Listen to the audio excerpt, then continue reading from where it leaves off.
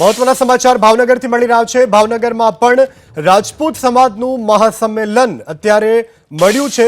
ભાવનગરમાં ગરાસિયા બોર્ડિંગ ખાતે આ મહાસંમેલનનું આયોજન કરવામાં આવ્યું છે। મહાસંમેલનમાં મોટી સંખ્યામાં લોકો ઉમટી પડ્યા છે। સંમેલન બાદ જિલ્લા કલેક્ટરને આવેદનપત્ર પાઠવવામાં આવશે। રૂપાલાના નિવેદન ઉપર રાજેન્દ્રસિંહ રાણાએ દુઃખ વ્યક્ત કર્યું છે। રાજેન્દ્રસિંહ રાણાએ આ ઘટનાને લઈ અને દુઃખ વ્યક્ત કર્યું છે। મહાસંમેલનમાં અત્યારે રાજપૂત સમાજના લોકો એકત્રિત છે। ભાવનગરથી સમાચાર, ભાવનગરમાં રાજપૂત સમાજનું મહાસંમેલન અત્યારે મળ્યું છે। તો રૂપાલાના નિવેદન પર રાજેન્દ્રસિંહ રાણાએ દુઃખ વ્યક્ત કર્યું છે। મહાસંમેલનમાં ભાજપના પૂર્વ પ્રદેશ પ્રમુખ રાજેન્દ્રસિંહ રાણા અત્યારે ઉપસ્થિત છે। રૂપાલાના નિવેદન ઉપર રાજેન્દ્રસિંહ રાણાએ દુઃખ વ્યક્ત કર્યું છે। ભાજપના પૂર્વ પ્રદેશ પ્રમુખ છે તેઓ પણ અત્યારે ઉપસ્થિત છે।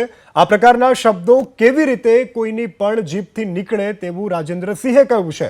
ભાવનગરમાં અત્યારે રાજપૂત સમાજનું મહાસંમેલન મળ્યું છે, જેમાં રાજેન્દ્રસિંહ રાણા ઉપસ્થિત છે। ભાજપના જ નહીં પણ સમાજના આદરણીય નેતા છે। રોટી અને બેટી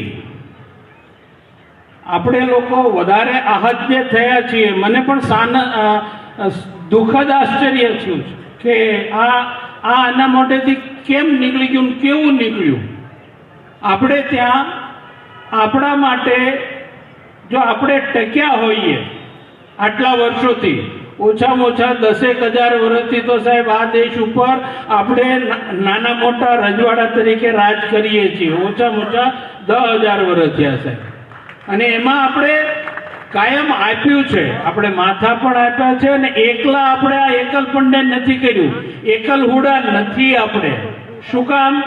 સમાજના બધા 18 વર્ણને હારે રાખીને ચાલવાની ક્ષમતા, તાકાત અને હિંમત જો કોઈનામાં હોય તો એ આપણા રાજપૂત સમાજમાં છે। અને એમાં આપણા માન, આન, બાન અને શાન સમાન આપણી માતૃશક્તિ અંગે જે એમણે ટિપ્પણી કરી એ આપણા હૃદયમાં સોંસરવી ઉતરી ગયેલી છે, અને એટલે આપણે આ આંદોલન અને બાકીની આપણી માગણીઓ કરીએ છીએ। સમાજના એક ભાગ તરીકે, અભિન્ન ભાગ તરીકે હું આજે અહીંયા આવ્યો છું, અને સમાજ આજે જે આંદોલનના માર્ગે છે, અને એના પછી સંકલન સમિતિ આપણી જે છે એ સંકલન સમિતિ આખી પરિસ્થિતિનું આકલન કરી અને જે નિર્ણય લેશે, જે આજે વાસ્તવભાઈએ એક ટીવી ચેનલ ઉપર કીધું જ છે, સંકલન સમિતિના આપણે કન્વીનર છે, સમગ્ર ગુજરાતનો જે નિર્ણય હશે એ આપણને બધાને મંજૂર રહેશે, માન્ય રહેશે એવું એમણે કીધું છે।